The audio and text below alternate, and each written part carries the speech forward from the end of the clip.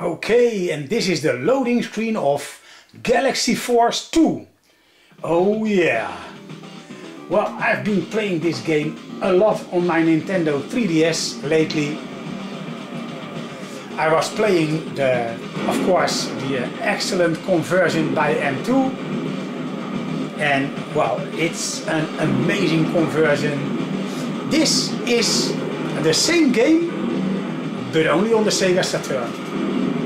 It's close to being arcade perfect. It's looked very well, but yeah, the resolution is a bit lower, like with Power Drift, and the frame rate is lower. But due to the lack of speed in this game, it's not that noticeable. I don't get the idea that like I'm missing out on frames. It's clever programming. This is a proper arcade conversion, no extras in there, but a great conversion nonetheless. And the version on the Nintendo 3DS, it also contains the PlayStation 2 Neo version of Galaxy Force 2.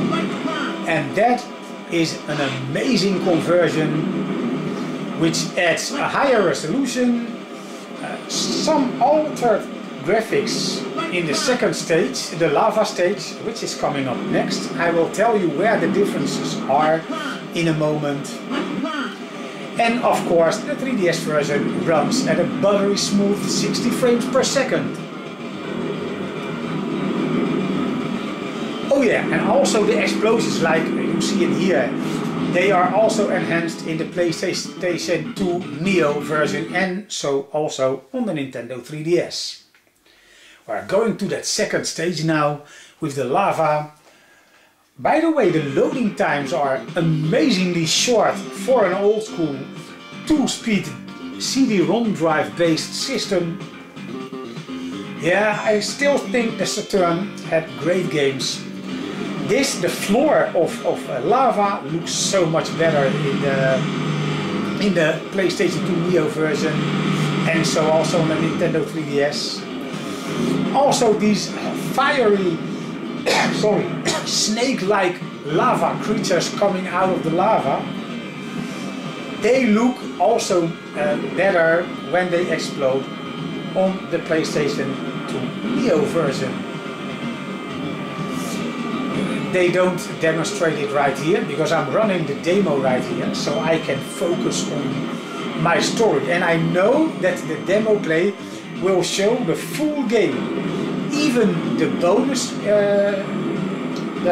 track or area when you finish the 5th level successfully. Yeah, this is a great game. It was for the very first time. Well, they already tried to do this with Power Drift, making a complete 3D world where the camera could pan around, as you could see at the start of its race in Power Drift. And right now you actually fly and maneuver through differently shaped hallways, all made from flat-based sprites. That's amazing how you can make a corner in an area made with flat-based sprites, that these sprites are always aimed at the player. So no matter from what angle you are approaching them, you see them being drawn in the same way. But by placing a lot of them in a row, you create the feeling of flying through walls, like this in a canyon. Yeah, finally they blew up some of these snakes. And you can see that nice explosion. It's more fluidly done on the Nintendo 3DS and PlayStation 2 Neo version.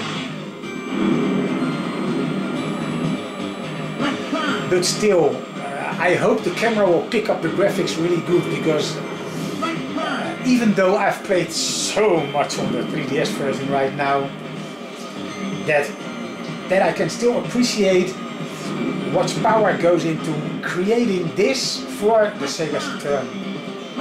Like I said in the previous game with Power Drift, I never even thought it would be possible to do it as good like this. Because the very first sprite scaling game they just blew it. They add 3D cars instead of sprite-based cars, while that gives a very strange look. And then of course, you just have to go see for yourself. I also got a video of that game. I don't want to play it again. Yeah, I still got it in my library. I'm not even going to sell it, but it's definitely not one of Sega's greatest moments, and they actually should redo this on current generation. As a matter of fact, like I also said in the video of Power Drift, Sega should make all of those sprite scaling games that make them big in the arcade, because back in the time when I was an arcade goer, Sega was the brand. If you saw a new game in the arcade and you noticed the Sega badge, you knew it was going to be awesome.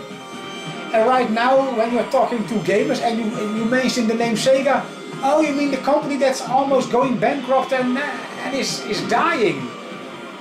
That pains me to say it, but they are right. It feels like Sega is dying, even though for me they're doing great things on the Nintendo 3DS. But I'm afraid that the sales of that game can't rescue them. I wonder how many of these games would be sold if they actually would make a conversion on the consoles, PlayStation 4 or the Xbox One, both of them. I mean, put it everywhere. To be honest, I'm also playing the arcade games that are not released yet on MAME, but I would be so glad to pay money to Sega when they release them properly for home on the console.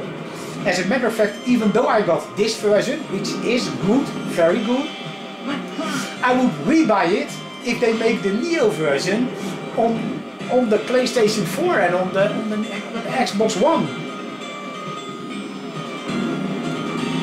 Yeah, so Sega, go do this. I mean, yeah. At least all the old school gamers like me will appreciate what you're doing. I mean, it's amazing what you can get out of a Saturn when the programmers had some time with the hardware. I mean, look at the difference. In the beginning, when somebody would have said to me, the Saturn is capable of handling Galaxy Force. I think when you mentioned the name Galaxy, before you can say Force, I was rolling on the floor laughing out loud, because it was like, you're jerking my string. I mean, it cannot even do a proper racing game, let alone a game that creates a complete 3D world from sprites.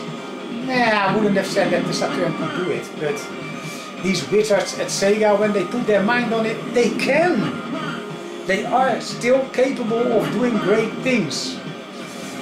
Like I said in the video of Power Drift, the conversions that Sega make, even from their old games, they've shown so much love for the projects with the extras and how great they are emulated. The sound is like the original. I think they do a better job on these games on the Nintendo 3DS than Nintendo does themselves.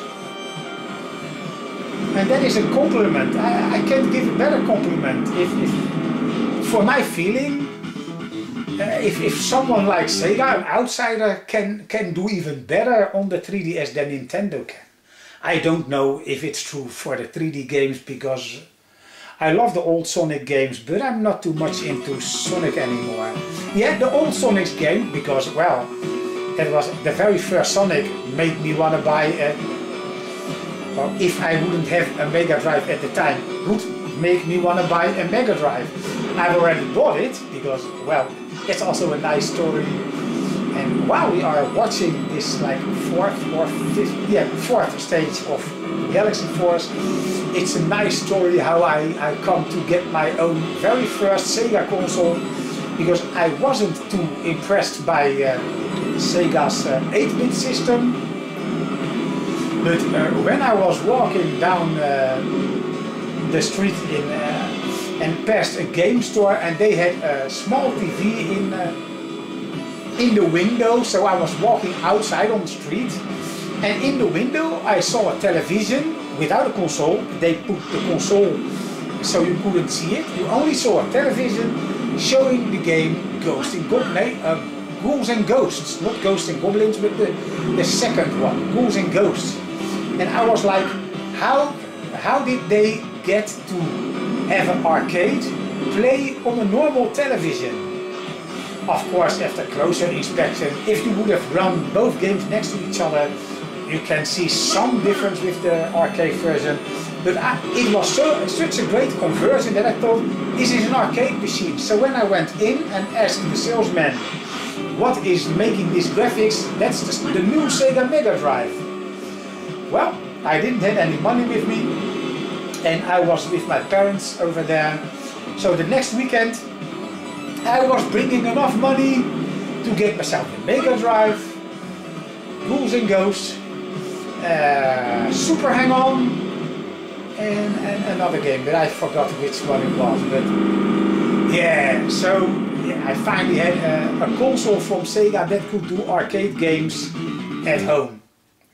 Yeah, when I checked YouTube to look through comparison videos like the ones from Battle of the Ports, and then you get to see these games running one after another, and then of course you can see the difference. As a matter of fact, I'm following GameSec as well, and they did also the Ghouls and Ghosts game comparison with several different systems. And as a matter of fact, the Mega Drive looks close, but there's still a few things missing. But I don't care, because as a matter of fact, like they said, and I agree, the arcade version I could never beat. But the Genesis version I could beat. So yes, it was my favorite action game from that time for playing at home. As a matter of fact, Battle of the Ports also done this game, and when you see, for instance, the Mega Drive version of this, or like the 8-bit versions, respect for what they did. I mean, I saw at the Amiga you even saw the textures on the sides in caves like this, and while the Mega Drive just got like 2 different color tones scrolling towards you. But well, I never had these games on 8-bit and 16-bit myself, because I knew it was going to suck donkey balls compared to the original.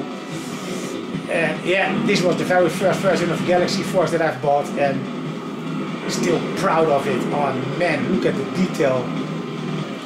It's like Afterburner with the detail on the ground, but you also got these clouds where you fly through, and these massive planets that we get to fly into again. That is something that 8-bit and 16-bit couldn't hope to produce properly.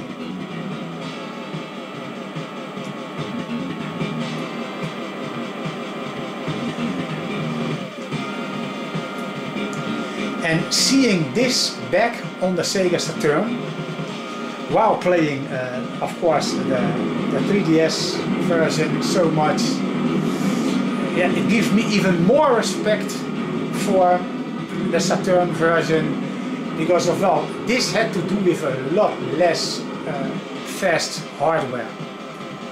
Because even though the Saturn is a much bigger console, the insides, the technology inside of the 3DS is of course much more capable. Because imagine the 3DS have to draw the complete 3D world twice for one eye each. So you get to see the 3D. And believe me, if you don't got this and you are a Sega fan, oh man, this is so bad compared to the 3DS. Okay, never mind. This is okay. Oh, this is so due to the low resolution. Yeah, okay. 3DS version beats this tunnel sequence hands down. Yeah, it's so nice to be able to compare them yourself. Yeah, but like I wanted to say, it's even worth, if you're a Sega fan and you love these price-trading games and you don't have a 3DS yet, I'd say it's worth picking up a 3DS to only get all these Sega 3D ages, Sega 3D classics, I mean, sorry, games. That's strange. He was playing so good and then suddenly he's crashing in a wall. I was like, huh? To be honest, I never finished this version that much because I thought it was so difficult. And when this video is done, I will try it myself instead of watching to this demo mode, flying through the whole game. So I think you don't get to see the end sequence, but that is nothing more than a standstill picture of a planet. And then the text, well, that's why being called Ace of Ace Commanders. You rescued the world. Blah blah blah blah blah. But that was back in the time games weren't story based. It was like you get a congratulations message and sometimes a nice animation added to this. But well, this by this, never mind, hidden stage is already the bonus for the end if you get to fight through level 5 and live to tell the tale. And this is already the big bonus. And here comes the end boss. Yeah, on the Nintendo 3DS I give myself much more energy, of course. Because man, these arcade games are tough. They were actually made to get you to put more money. Okay, thanks for watching and have a nice day.